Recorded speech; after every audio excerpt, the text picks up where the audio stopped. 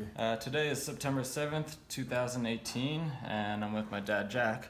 So, why don't you tell us your full name, where you were born, the date? Born 1947, April 29th, 1947, Patterson General Hospital. Mm-hmm. And Jack William Stransky, right? Stransky is my full name. Yep. So we'll start as far back as we can. Do you know anything about your great-grandparents? Maybe not, because it's Great-grandparents, probably no, not so much. I never knew them. My grandfather was from, I believe, Russia. Mm-hmm. My grandmother from Czechoslovakia.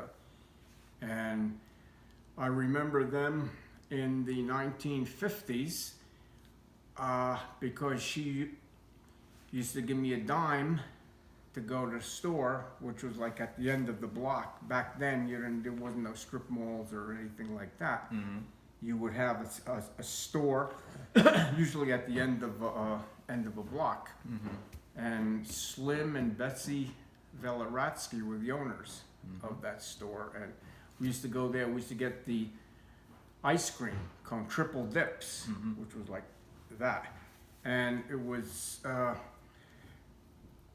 And I remember my grandfather.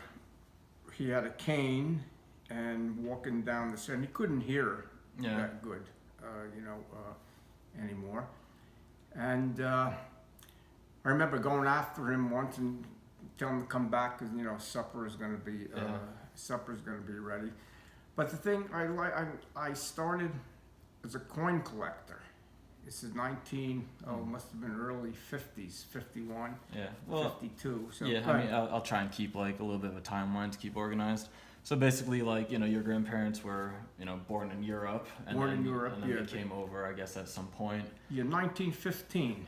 They came over here, and I did a Google, and I found the ship that they came over on. And but at that time, everybody came to Ellis Island. So basically, like, Russia and Czechoslovakia are kind of like the countries of origin, basically, for them. And that was on your father's side or your mother's side, or? On my father's side was I did Russia and Czechoslovakia. Mm-hmm. Where in Russia, I don't know. Right. I don't know that. Mm-hmm. And they came here, and they had a house. Oh, they owned a lot of property on Midland Ave in Saddlebrook, like where the movie theater is. And then a depression came along, and they lost that. They bought another house on Gall Ave, which was like a block from the house that you remember on Franklin Street. And they were there, and so they're basically always in the New Jersey area. Always in, and East. It was called, before it was East Patterson. It was called Dundee Lake. It was a lake, around there. Yeah. And do you know maybe what they did as occupations by chance, or you probably don't know that much? No, my grandmother wasn't working, but my grandfather, he worked in Patterson, a factory. Yeah. In Patterson, I guess, in like a machinist or something, like that. Yeah, and they probably passed when you were like young kid, most likely. Huh? They probably passed away when you were a young kid. You probably didn't like.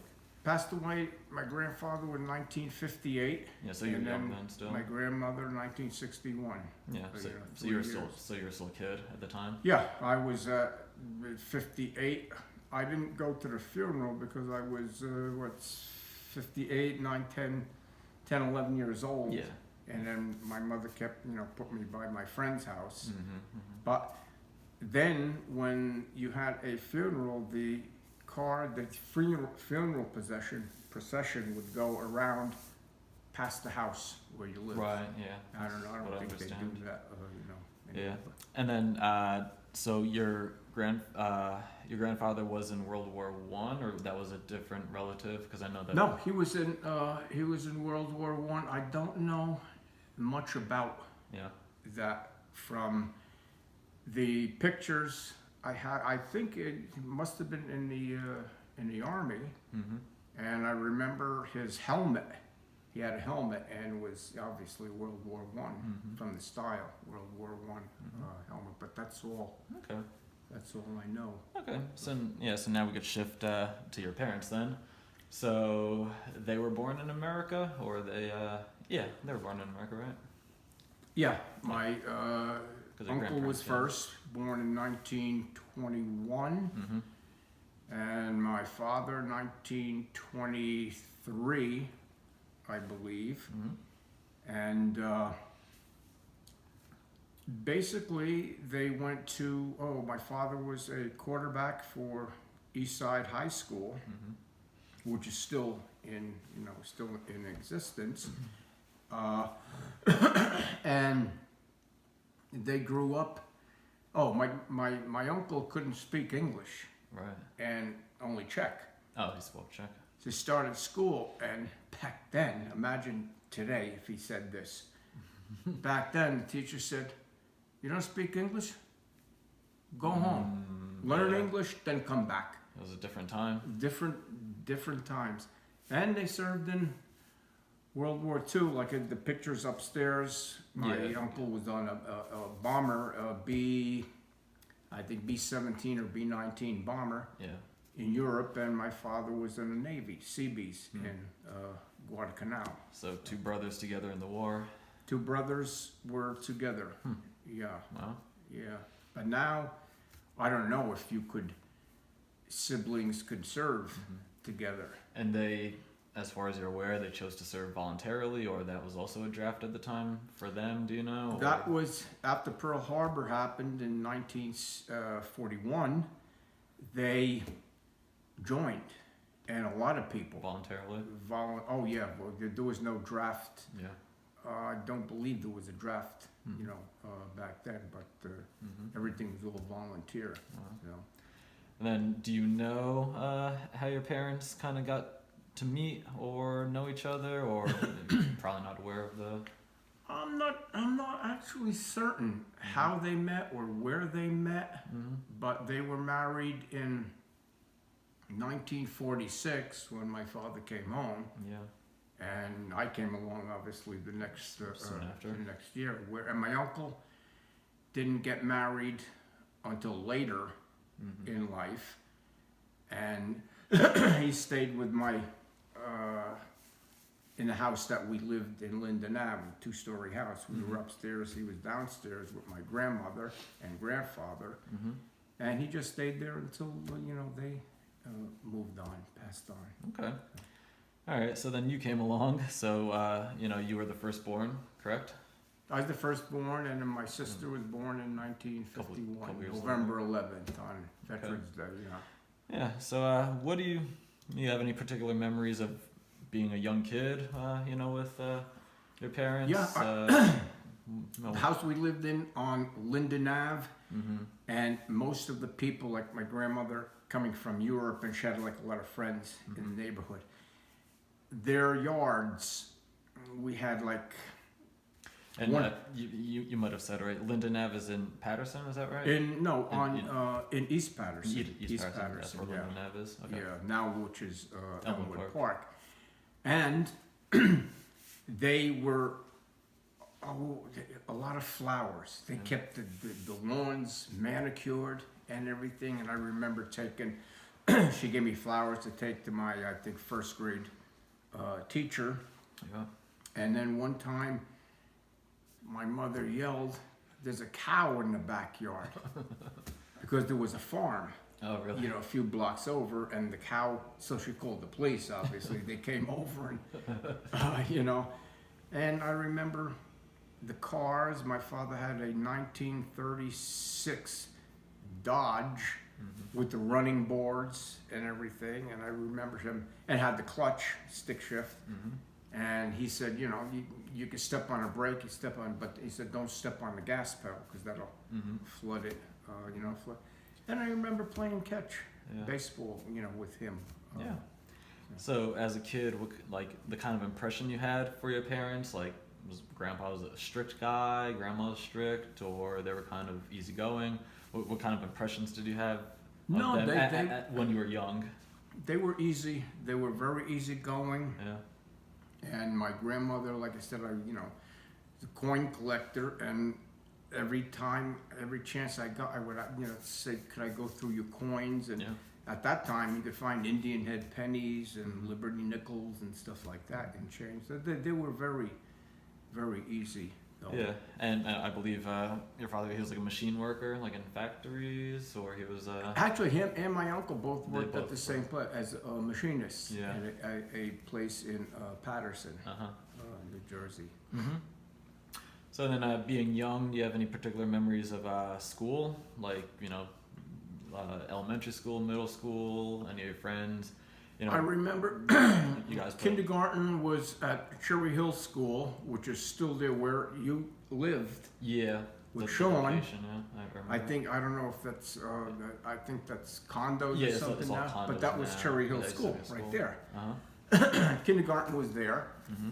First grades through fourth grade, I remember 54th Street School, which is still there, but it's an administration building Mm-hmm. now. And I remember there was two ways to go. One was the shortcut, which you had to jump over like a little brook. Sometimes I would get a soaker and I would miss. Mm-hmm. And but back then you would like when you guys were growing up, we always was concerned getting you to school and stuff. And then I go out the back door and then just go, and that's it. Yeah, the parents weren't really worried about kids so much back in those days. No, Huh? You could keep your doors open Yeah. in the neighborhood and stuff back then. So this was the 50s, basically. That was the early Yeah. early 1950s, yeah. So you're pretty familiar, I guess, with like all the people in your neighborhood, and everyone was pretty Yeah, friendly with each other. we used to get together. We used to play a game called Kick the Can, Yep. which you put a can and then you hide your face like that, count to 10, and then try to find people. Yep. And then I remember a little bit later, Route 80 was going to be built, and all the houses on that side of Linden Ave were going to be demolished. And I remember they had a tank there to demolish the house, and we used to play on a tank and Yeah. stuff like that. So I guess like you played a lot of sports when you were kind of coming up through school, like little league baseball, stuff baseball I liked. Yeah. I played baseball, and in middle school, 5th and 6th grade, kickball Yeah. we used to play. And at that time there was a wire. It's still, I think it's still there. It was a telephone wire that ran like on an angle, and if you kick it over there, it's like a home run. Yeah. And I did it one time. Wow. So I was Yep. proud of that. So. How about being a little kid with your sister? You're the older sibling. Any particular memories of growing up with your sister? You got along? Didn't get along? Oh yeah, How did things go? we always got along. She was in a play. It was at Gantner Ave School, which is like Route 46, where that Pizza Hut is, right in that area there. And I remember my parents taking, I went with them obviously to see her in the sky. I don't remember too much of the play. And then she played the accordion. I think she still has it. She used to take lessons from the woman named Jeannie Rizzo on Madison Ave in Patterson. And she became pretty famous. She was a good accordionist. And my sister liked, Yeah. me. I never took up any Right. instruments. And your sister's name is her full name Judy. What's her middle name? Judith Ann. Ann Stransky. Yep. Yeah.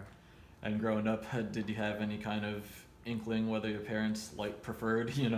Was there a favorite between the two of you that you could tell, or it seemed? Well, free? she got along more with my father, and I guess I got along more with With my your mother. with my Yeah. with my mother. Yep. And then school friends, are there did you keep in touch with them for a long time as you grew up, or kind of the neighborhood friends, once you kind of got a little older, you lost touch with them? I knew we were in high school, a gang called the Cherry Hill Boys, and their older a lot of their older brothers were in another gang, but yeah, it's not like a gang like you see today. It was Yeah, just it's a little more bunch of easygoing. kids and everything.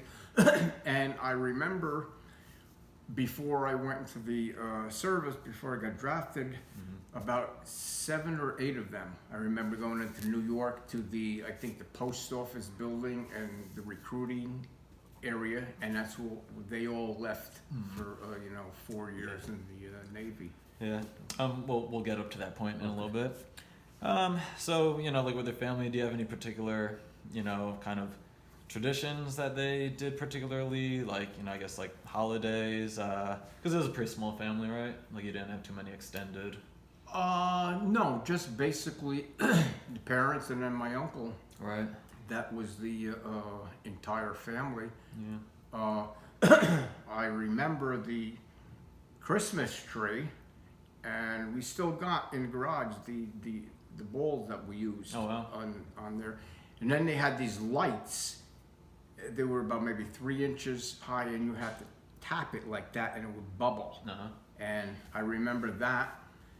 And Halloween, I remember. Yeah.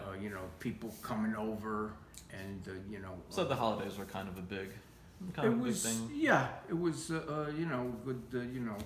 And I remember on Linden Ave, I don't know exactly what time of the year, but at least a couple times, everybody came over to play poker.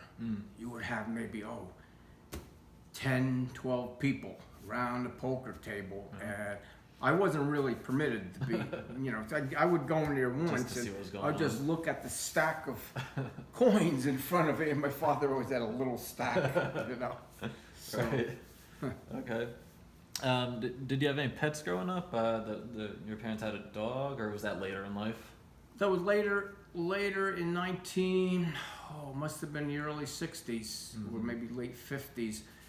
Our neighbor, Mr. Battersby, his wife passed away. He had a little toy terrier, and I guess for whatever reason he gave us, the dog, and we had that dog until 1968, I believe, and then obviously it passed away, and then we got another one, which is Sheba. I don't know if you ever. No, it was before my time. No, but they're buried in the backyard. And that's what you did with pets, back then. Okay. Going through, school, elementary school, middle school, even high school, do you have any particular moments that stick out for you, like things that you were either really proud of, or times that you were really nervous about, or, any funny, like anything that really sticks out for you growing up? That's a good question. Good, bad, or indifferent, things that happen at school, things that happen with your folks. That's really, that's really hard to say, except that our high school graduation, you would go up and get your diplomas, and you'd all be sitting in, like a row. I was the last one on the end. And when we got up and we went back down to our seats, everybody shifted over. I had no place to sit. So I just squatted down. I think I heard that one. Squatted down. And, I think I heard that one before. And that was, Okay. that was basically it. And going through school, how did you like school? Like, did you have any particular favorite subjects, or school's easy for you, difficult for you? Classes were... Math was kind of difficult. I liked history, social studies, and stuff. And that was the class I was in when they made the announcement that Kennedy was assassinated. Right. And that was that whole weekend, because that happened on a Friday, I believe, or Thursday or Friday, November 22nd. And you were just glued to the TV set, and wow, it's unbelievable. And then Oswald was actually shot on live TV. Right.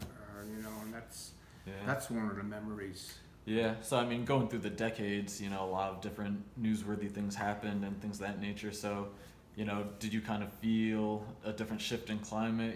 Going through the 50s, obviously there was a lot of kind of social inequalities and stuff. Did you get any kind of particular feel for the climate and through the 50s, through the 60s? I mean, well, obviously we'll get to, you know, what you did after high school, but I guess going through those times. Well, the 50s, like I said, was a very conservative time, and it was, you know, you could keep your doors open. Yeah. And then, you know, you get older, you get like 17, you get a car and stuff. And I remember I had a 57 Chevy, and all those Cherry Hill boys all came around because we were rebuilding the engine on that. And then we finally got it together, and the guy that did most of the work said the two ways to break it in: just get up and, you know, go as fast as you can, or you go, you know, slow. So he said, well, we got up on 80, which wasn't open at the time, and then we let it go, and it burned smoke, you know, after that. But that's about it. Yeah, I mean, so the neighborhood was, you know, relatively quiet, nothing too crazy. Yeah, the neighborhoods were quiet, and you had different sections. Yeah. You had an Italian section, and you had on Martha and Kip Ave off of River Road, which like a Polish section. Our section was like, I don't know, like a Hungarian, Czechoslovakian section, and you would have different, you know, but everyone got along right? Really, really well. Yeah, but primarily, I guess it was like, you know, European, you know, white people. So as mostly that was the makeup of the neighborhood. Oh yeah. Okay, all right. So then, right after high school, that was when things started going on in Vietnam, huh? Graduated high school 1965. Yeah. And then I knew I got my draft notice, and I knew where I was going to go. And then I got drafted. I entered I remember my father driving me, and my classmate, Jerry Slater, he was killed, and they named the street after him, Slater Drive. Now, I remember him driving us down to Hackensack, where we were, you know, leaving for Fort Dix. And then I remember every week he used to come down, pick me up, and then, you know, stay home, and then go back the next on Monday morning. So what was your reaction when you first got that notice of draft? No, I knew. Yeah, I knew. Wasn't a surprise, I guess. Oh no. And how did your family react? Mom, your mom, your dad, sister? Well, they. How could they react? They you know, knew that and you didn't have this draft evasion that happened later on, where people would go to Canada and stuff like that. Find some ways out. But when it was still a patriotic thing to go and serve in the in the military. Yeah. And so what were the terms? So, you know, being drafted at that time, what were the terms? Just you're going to go over there until it's all done, or you're going to go for a year, 2 years, 3 years? When you got drafted, then it was 2 years. Right. 2 years draft, and if you were in the regular army, volunteer, 3 years. And so I just, you know, it took the 2 years, and and that was that. And then I volunteered for the paratroopers, the airborne. And then at that time, 1960, they had this song called the Ballad of the Green Berets. Yeah. And I inquired about it, but it was like 3 years you would have to go in to join that. And I said, I was going to do it, but then I said, you know, I don't know. I don't want to push my luck. Right. You know? So I went for 2 years, and that was that. Yeah. I mean, so we'll touch through a lot of it. You know, so when you first get there for, I guess, training, you know, I guess that goes on for a while in the beginning. In the beginning. And how was your reaction to that? That was 8 weeks of basic training. Physically, that was like unlike anything you probably ever experienced, or? No, physically wasn't, you know, really nothing. And you had physical things, you know, climbing ropes and going over like like I guess a ladder, come down the other side, low crawl, stuff like that. So it was 8 weeks of basic training, then you go to advanced individual training for another 8 weeks. And then, so after 8 weeks, is that when you had to go over to Vietnam? After 8 weeks, after the 16 weeks at Fort Dix, then I went down to Fort Benning, Georgia for 3 weeks of jump school. And then after that, to Panama, Fort Kobe. It's near Panama City. Yeah. And I was down there from October to March, I believe, the next year. So a lot of the guys that you trained with, did you go with them to Vietnam at the same time, or they went their way, you went your way, and you kind of... Everybody after went their own way? training, that's it. You Okay. you get separated. Yeah. You don't really see Yeah. anybody. So then when you first go over there, what happens? You just get on a plane, you just go, you just get dropped in. What's it We like? left from Fort Lewis, Washington, and it was a long, I don't know how long it was. It was like maybe a 20-hour flight. And I don't know if it was a jet or if it was a prop plane. I can't remember, but I remember landing in Cameron Bay. A lot of guys on that plane, 10, 20, 30, 40? Oh, more than that. It wasn't a military, it was a commercial, so it had to okay. be, I'm pretty sure it was a jet. Yeah, okay. But when you opened the door, it was like walking into an oven. And then from there we went to a place called Phan Rang Bay, which is the base camp of the 101st Airborne, which the unit I went to. And you would run all the time. So we were in formation, running, and I looked at this, because you obviously don't have a shirt on, you just got your pants. Yeah. And I'm looking, and I see this guy with all these tattoos. And this is back when nobody had tattoos. And I said, geez, the tattoos look so familiar. And then we had a break. I went up to him, and it was a high school buddy of mine.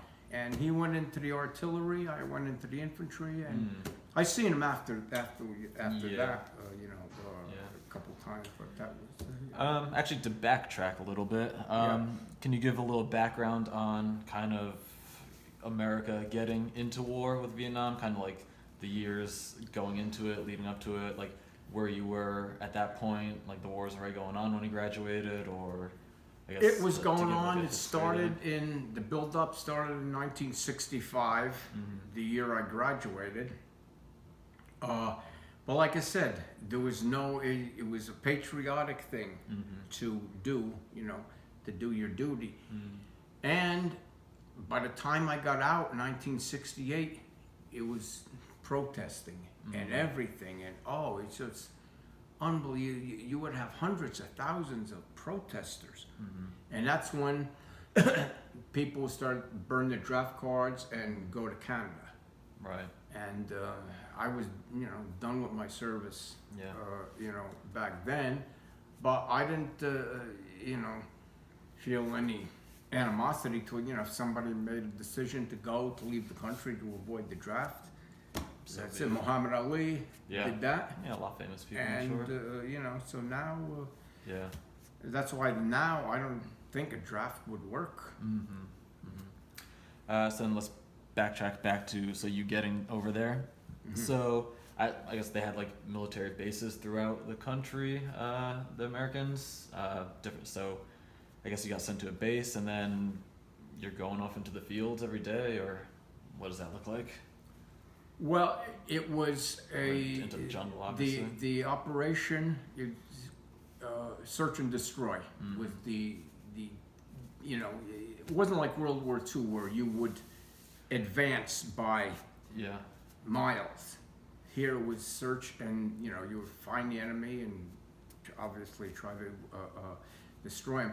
But the operations consisted of at least 4 to 6, sometimes up to 2 months in the jungle, and we would get resupplied every 4 or 5 days. So you'd have to carry all the food on your back. Yeah. And the idea was that the enemy wouldn't know where we were. Now, a lot of the other units, they would get resupplied every day. So the enemy would just look up in the sky, see helicopters, and know exactly where they, where they were. But Okay.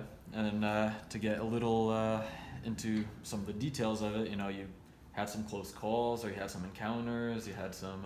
yeah, I had quite a few I know you did. close calls, and I know my mother developed high blood pressure, and Yeah, because back home they have.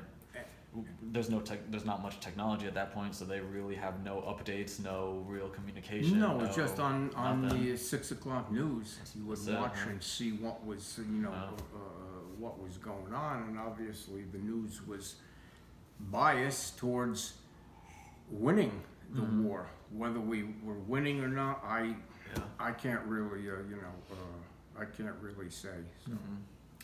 So then, I mean, I guess engaging in the battle, like, what, are you just blind firing into jungle areas? Are you just kind of coming upon people? I very rarely seen the enemy. Yeah, obviously they were trying to hide and trying to do all these things. And there's one thing, and that when I first got there, and they put me on point, which like the first man in the column, and we're coming around like a little stream bed. Then there was 2 VC with the black pajamas, and I aimed at them. And I don't know, all of a sudden, I mean, they were young. They couldn't have been more than 10, 11 years old. Yeah. And I'm standing like here, maybe the end of the kitchen over there by them with the, my M16 pointed at them. And then all of a sudden, I felt like everything drained out of me. Then I heard a voice came into my head and said, "Only God can take life." Yeah. And I pulled the trigger and aimed over their heads, and they got away. Wow. And the guy come around, "Oh, you should have killed them," and stuff like that. So, They're kids. it didn't, affect me or anything. But later on, there were about 4 or 5 times where the calls are so close that I'm wondering how I survived it. Yeah. But, I guess God willing, it worked out okay. Yeah, and at that time you're 18, 19 years old, 20 years old? 18 and 19 years old. Wow. 19 to 21 in the service, yeah. And you probably developed kind of friends within the military. Obviously on the same mission and everything. So you probably develop friends You and develop everything. And friends when you're there. A couple of them got killed. Some of them make it. Some of them don't make it. Some And of them, then but after that, then after I got out, everyone goes never their seen ways. anyone. Back to civilian life. You're back to I never seen anyone after that. All right, so you come back home, and obviously, your family's very happy that you came back and everything. So then, how's family life at that point? I guess, obviously your mother's probably very happy. Well, they didn't know exactly when I was coming home, and I, rang the front doorbell, and my mother said, "Oh, the mailman's here," because I was in uniform, obviously, and then, then that was basically it. Yeah. And I remember for about a week sleeping on the floor because I couldn't sleep in the bed. I just wouldn't feel I didn't feel comfortable in the bed. Wow. And then we went around by my uncles, and then my Aunt Mary, she was still alive at the time. And then after that, that was it. But nobody ever asked me, well, what happened? What did you do there? And stuff like that. They just figured, don't ask, don't tell, keep it. And it was something like, you've been there, done that, and that's done. I mean, being that your father was also, Navy, but military man, did he ever kind of share insight with you on kind of your experiences, or he just kind of not really. He just kept his to himself. You kept yours to yourself. Yeah, I guess he understood. Yeah. And maybe for that reason he didn't want to, bother me or Yeah. but I did have nightmares after Oh a yeah, while. I can imagine. Yeah, once a week and then Wow. once a month, once every 2 months, and then little by little, Right. it subsided. Okay. All right. So now we're at the late '60s. So then what's next? After that, I came home, and then I went to art school, Ridgewood School of Art, and I worked, or went to school there for maybe 2 years and stuff like that. And after that, I got a little job delivering, like nuts and bolts and stuff like that. And then I met your mother, and then And when was that? That was in the '70s, I guess. that was 1973. That was 74. And then we decided to get married, and we did. Father John married us. Then I moved to two guys in the advertising department, and I was there for a while. And then Grand Union started an advertising department in Elmwood Park, so I went there, and I was there for, I don't know, 13 years. Yeah. Yeah. So let's backtrack a little bit. So, how was life in the '70s? Kind of the culture at the time. How were is it The culture different was, scene? obviously the long hair and the hippie look Yeah. and stuff like that. And that's a good question, because when I went into the service, 1966, Yeah. it was still close, nice, decent haircut and stuff like that. Right. And when I came out, it was a cultural shock. A lot of I differences. couldn't believe the long hair, Yeah. the beetle boots, and the tie dye, Right. and stuff like that. And so I just went with the punches, started dressing, Yeah. like that. And but there wasn't a big, Right. sports was big. Yeah. Okay. Back, baseball, and then with the Reggie Jackson joining the Yankees and Yeah. things like that. But it was just like the '60s. I think was more of a turbulent decade than Right. anything. It started off with the Kennedy assassination, Yeah. and then ended basically with another Kennedy, and Right. then Martin Luther King being assassinated. Yeah, so then, in the '70s, you met Mom. Actually, kind of curious, how much you knew, I guess, Father John and Becky married you. Kind of what was your history with, I guess Father John was at the Garfield Church before that, but didn't he know your parents? Kind of what's the history with He knew my parents, and I remember Father John from a young age? when he first became a priest in 1952. Right. And I was at 47, I was like maybe 5 years old, 'Cause you're- 4 or 5 years old. Because your parents went to his church in Garfield, is that correct? Or They did, but or how did they know him? They went to Three Saints Yeah. on the old, not the one on Outwater Lane, it was on a place called Cambridge Street. Yeah. And they knew him, and then I remember him coming to bless the house, and I was so afraid because he was, He was he big, was tough. big guy, Yeah. obviously, and a booming voice. He always had that booming voice, Yeah. even till his, till the end. But then they never went. I don't know, for whatever. That's a good question. I don't know why they stopped going.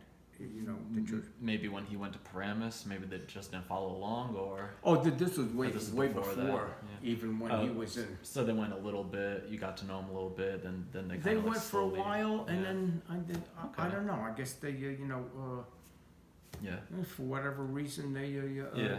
But so I guess at that time though, when you were young, I guess like they had you baptized and kind of went through church a little bit, or it was baptized by a priest named Father Tellup Uh-huh. in obviously 1947. I still got the baptismal. Yeah.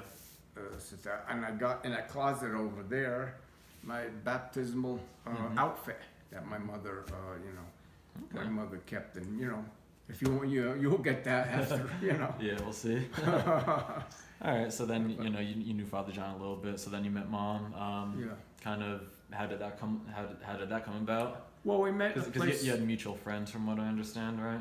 Yeah, well, Stanley Yeah. and I, we used to hang out together, and we met her and Raina at a place called the Shadows in Cliffside Park. Mm-hmm. And I had a beard and everything at the time, and, Mm-hmm.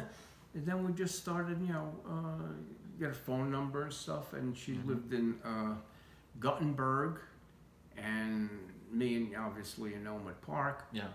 And just, going back and forth, we Mm-hmm. go to maybe some places, over there. Mm-hmm. And then we decided, to get married, and then where do we get married? So we went a couple times. My parents took me to a Presbyterian church Yeah. off Market Street. It's called actually Church Street. Mm-hmm. But I don't know. I just didn't like it. It Mm-hmm. was just something. Then they said, go see Father John. Your parents told you that, My parents told me, Yeah. and and we went there. and he was in Paramus at the time. And He was at Paramus at the time. at that time he was in yes, he Paramus. was Yeah, over there, 1960 is when he Right, when that he church started. started. Yep. So we went there, Mm-hmm. and he's very persuasive, Did, obviously person. did he remember you from years ago? Yeah, he would. So he remembered you He- from. Yeah, he Okay. he knew me. He, obviously knew my parents. Yeah. And then we met Judy and Jean Mm-hmm. Hollowak and Yeah. Ann and John Economo. Yep. John Economo invited us over by his apartment in Elmwood Park. Mm-hmm. And we went there, and then we went by Judy and Jean's, and then we started meeting different Meeting the people and people, everything. right. And wow, I said, because I thought people were going to be very uppity in Mm-hmm. Paramus, but no, they were down to earth. They were Yeah. really nice, Yeah. and so we stayed there, ever since until we, Until he left. Yeah. moved here. So it was what 1970. Do you know what year was it? 70. That was 75. Yeah. Okay. So I guess going into that, did I guess Father John had to baptize Mom, I guess, as Orthodox, or you were already, I guess, baptized at that point? Yeah, no, I was ready. She was Catholic, so she would. So Father yeah, John she had to became. do that? Yeah, Hmm. so she became Orthodox. Yeah. Otherwise, I don't know if you would have. Right. Couldn't have had the crowns. Right. know. Right. Yeah. So then, so do you remember like the exact date that you guys were married? Was it July 13th, July 13th, 1975. 75? Okay. Yeah. All right. So then going through the 70s, then where do you end up living at that point in the 70s, early 80s? In the 70s, we lived in Elmwood Park, like a 2-story Mm-hmm. on the top of it, very small, only 2 rooms. Mm-hmm. We were there for a while. Then we got the house on 33 West 7th Street in Mhm. Clifton, right off of Hazel. Yes. Daughters of Mariam is across Yep. the street there. And we were there, and you were born when Yep. we were at that So- house. I don't know if you remember that. No, I was too young at that That point. house, But but so, you so were- you were there through like the first half of the 80s, basically. Yeah, and then I remember once Ed and Margaret Whitek Uh-huh. were over, and Paul was just a little. Yeah. Mark was always bothering him, Yeah. So, but he was proud of you. He brought you out, There you go. a couple times and Yeah. introduced you as his brother and stuff. And So then, at what point did Grandma and Grandpa go from that first house into the house in Elmwood Park that was on Franklin Street? oh, that happened after my grandmother passed away in 1961. Yeah. They sold that house. Mm-hmm. And the one on Franklin Street, they bought that one. Yeah. And it was a good move. Yeah. In fact, obviously the house is still there. It's still there, yes. I still see it And once in a while. you have these big A lot of property. mansions around it. Right. But that house is, had a lot of property, Yeah. obviously. So they were there through the 70s, 80s, and Oh, yeah, through, obviously, all the way until the my end. mother passed away there, and then Yep. my father. Yep. Yeah. All right, so we flash back. So going through the early 80s, so now mom is gonna be pregnant with Mark, and he's coming along. Yeah, So what's, 82. so what's your feeling when that happens? You guys were looking forward to it, nervous, scared, excited. Yeah, you everything? always you're always kind of nervous, and I knew the name Mark was the one I wanted, without question. Mm-hmm. And then when you came along, we couldn't decide on a name Mm-hmm. for you, and it was getting kind of like the time where you have to leave the hospital, but Yes, you can't leave the hospital You have to have a without name. a name. And I think Father Joseph said, Alexander is we like Mm-hmm. we like that name, and that's what we Mm-hmm. named you. And John is the my father's middle name, Yeah. and so we gave you that. Mhm. Mark's middle name, Jonathan. I don't know where we got Jonathan from. but, Yep. so So to kind of touch on through the rest of the 80s, Mark is born, Yeah. January 24th, 82. I'm born, Mark was January 15th, 82. 86, And I'm January 24th, 86. 24th, yeah. So, we're pretty young, so kind of having two little kids, how is life with that? How did that work for you? It was a lot of fun. And I remember when the house on West 7th Street, I remember the train set I had. I still got it in the garage. Mhm. And I set that thing up, and the train was, going around. And then I remember a little pool that we had. I think we had that one on Tristan Road, Mm-hmm. too. And then you guys got involved with the midget league. Yep. And on baseball. that one, yeah, I was so proud Yeah, just good to watch. of but the thing was that you were because you were fast, and you had that record at school 5, a Yeah. 40-yard dash. Yep.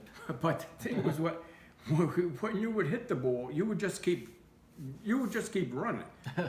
The coach would tell you stop, but you want to just keep going. You just kept going, and you made them.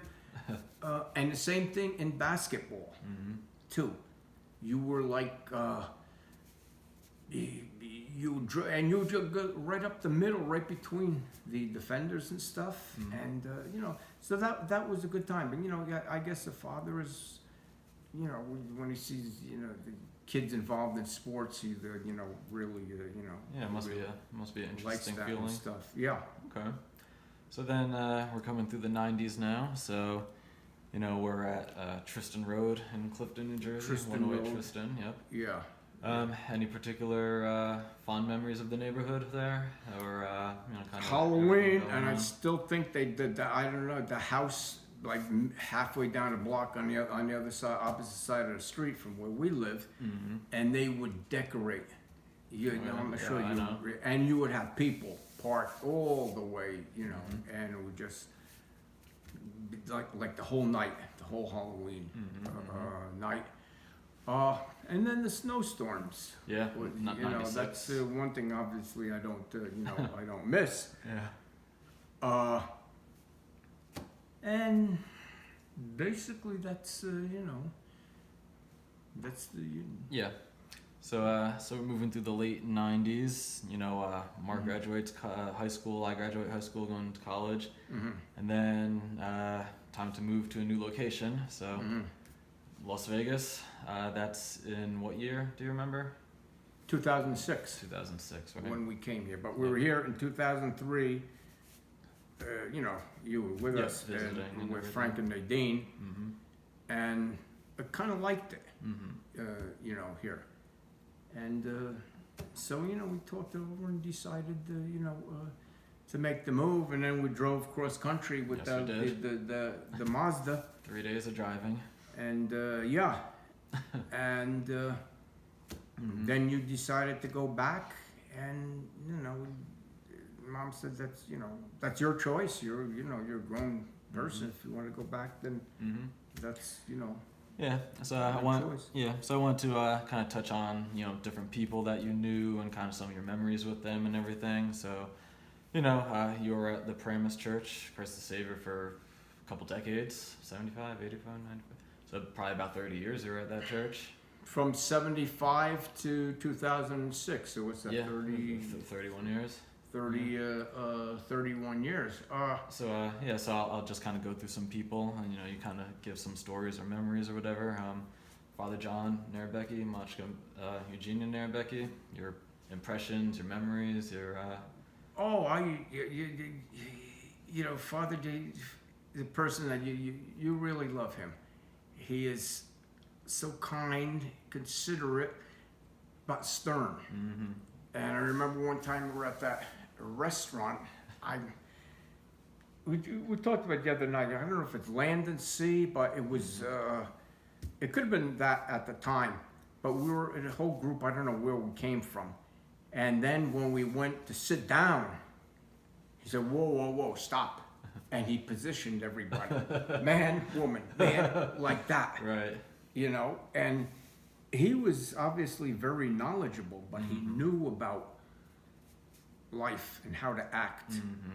And a lot of that influence rubbed off. And then one time on a Saturday vigil, walking into church in the parking lot, and I looked and I saw $1 on the ground. I said, "Oh, wow, this is great. I just found $1. Went to pick it up. It was a $50 bill. Oh, yeah. Oh, now what do I do? Obviously I can't keep it. Yeah. So after the service, I went up to him and I said, "Father John, I found this in the parking lot." He said, "Oh, it must have fell out of my pocket," joking around. Right. And I gave it to him. Yeah. And the next day after liturgy, he made the announcement, and as smart as he was, he said some money was found in the parking lot. If you identify it, right, it's yours. Interesting. Yeah. So how many people are going to know it was a $50 Exactly. bill unless it was the person that lost it? And it was... And who's going to want to go up and... I forget it. The iconographer. He had an iconography class that night. Small little guy, Russian guy. Bald-headed? Yeah. Bigger guy? Yeah. Russell? Not Russell, right? No. No, I don't know. But anyway, he was the one that dropped it, Okay. and he came out. He said, "Oh, well, thanks," and stuff like that. Okay. And then I remember the picnics, worrying whether it's going to rain, or not. And what is so many memories, and you can't put your thumb on any particular one unless you think about it at the time. And so then you were pretty good friends with Judy and Jean Hollowak. Mom was very close with them. You were very close with them. well, they're the godparents of Mark. Yep.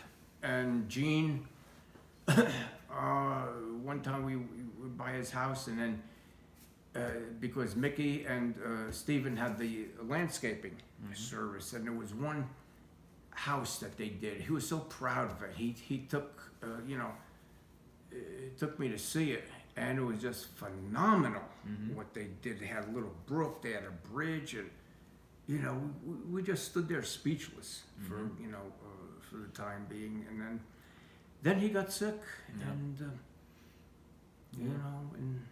and the same thing with Anaconimo too. That was tough. That was a shock. I was by my uncle's house painting the trim, and I got the call, and I could come down from the ladder, and then Mom told me, I said, "Anna, I couldn't believe it at first." And the hardest thing was getting back on that ladder again. And then after Jean passed away, then John's brother Mm-hmm. You know, passed away also, Mm-hmm. and which wasn't maybe a couple of months. Right. James Economo. Yeah, I remember him. Yeah. Uh, Yep. You're also pretty close with Father Joseph Frawley, Moshkai Green Frawley. Yeah, Father Joseph, Mm-hmm. we knew him, and then even before he was at, West Point. Mm-hmm. And the one time, and I'll never forget this, when he invited us to Yankee Stadium Mm-hmm. that one time, and that's I where remember Barry that. Bonds, Yep.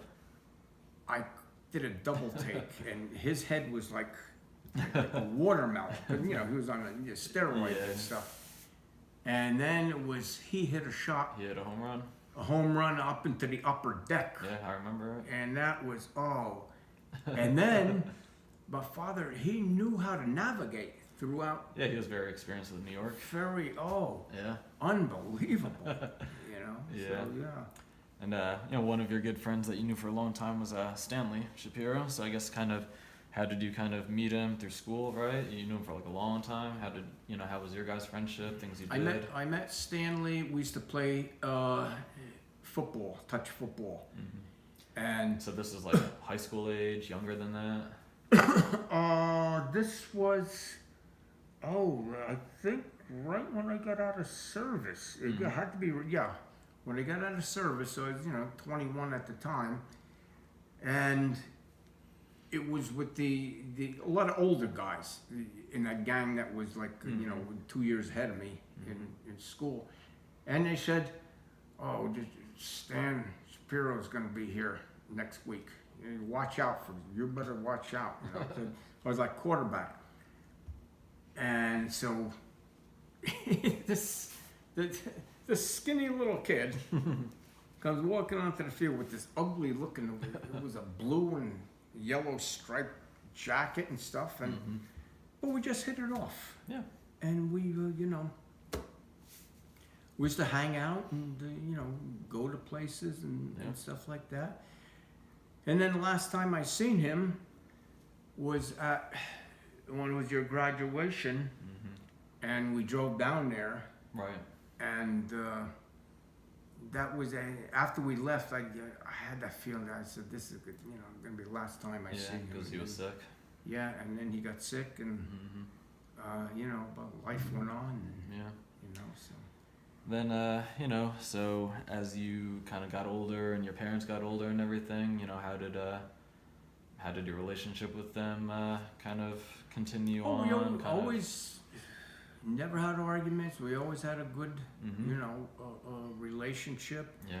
And my mother was going to be their 50th anniversary, and she went to her doctor, Dr. Lehrman in Fair Lawn, and he took one look at her, and he said, "Get into the hospital right now. Don't even go home. Go right to the hospital." And it's a good thing, she did, because she was diagnosed with colon cancer.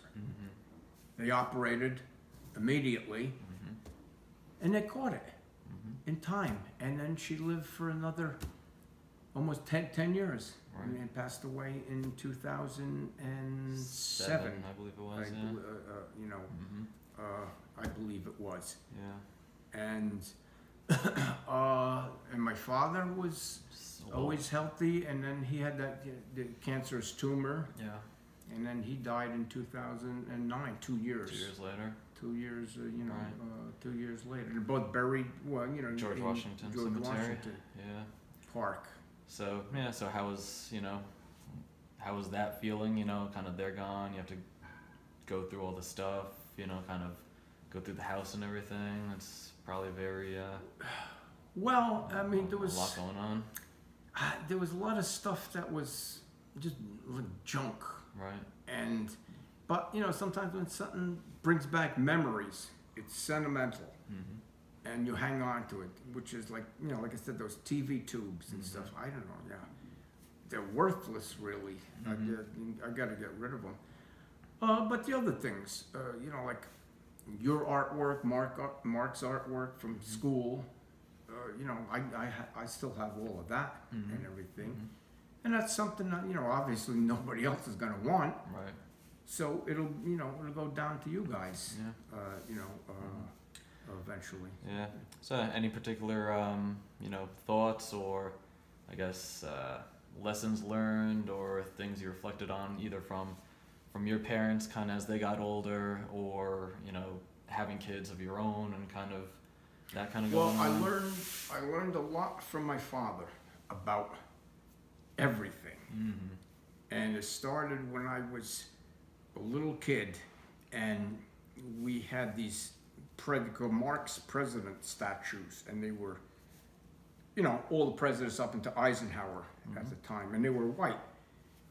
And I would remember sitting, watching him paint that.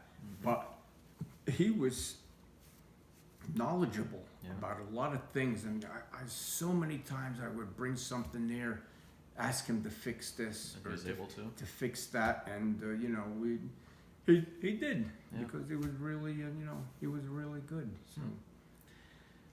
So, anything else you might want to touch on, or anything else that stands out, through your years, through different decades, through family, friends, and anything else that jumps out to you?